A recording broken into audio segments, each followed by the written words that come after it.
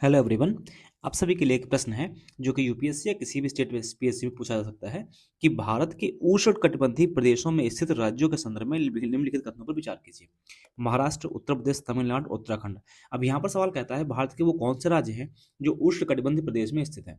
इसको सॉल्व करने के लिए पहले हम समझते हैं कि भारत में उष्णकटिबंध कहाँ पर है। तो अगर आप देखेंगे, ये ग्लोब देखेंगे, इस ग्लोब पर देखेंगे, ये विषुवत रेखा है और ये कर्क रेखा है। कर्क रेखा और विषुवत रेखा के बीच में जो क्षेत्र है यहाँ पर, उसको बोलते हैं, ये क्या हो जाएगा, इसको बोलेंगे उष्णकटिबंध, यानी कि क्या बोलेंगे, ट्रॉपिकल जोन बोलेंगे। तो भारत की स्थिति अगर देखेंगे तो भारत की स्थिति क्या हो जाएगी, भारत की स्थिति कुछ इस तरीके से हो जाएगी यहाँ पर। तो भारत का वो हिस्सा जो कर्क रेखा जहां से गुजरती है, उसके नीचे वाला जो हिस्सा है वो किसमें आ जाएगा, वो ट्रॉपिकल में आ जाएगा। तो चलिए इसको मैप पर समझते हैं क्या होगा इसका आंसर। तो आप देखेंगे यहाँ पर कर्क रेखा कुछ ऐसे पास होती है, इसे यहाँ पर इस तरीके से पास होती है। यूपी से कर्क रेखा पास नहीं होती है। तो आप देखेंगे कि इससे नीचे, मतलब यहाँ पर जो हिस्सा आएगा, जिन भी राज्यों का हिस्सा आएगा, वो सब किसमें होगा, वो सब होगा उष्णकटिबंधीय क्षेत्र में होगा। तो उत्तराखंड उष्णकटिबंध क्षेत्र में नहीं होगा क्योंकि ये कर्क रेखा से ऊपर है। तो इसका मतलब है कि इसमें देखेंगे उत्तराखंड वाला ऑप्शन नहीं होगा, जिसमें 4 होगा वो ऑप्शन नहीं होगा।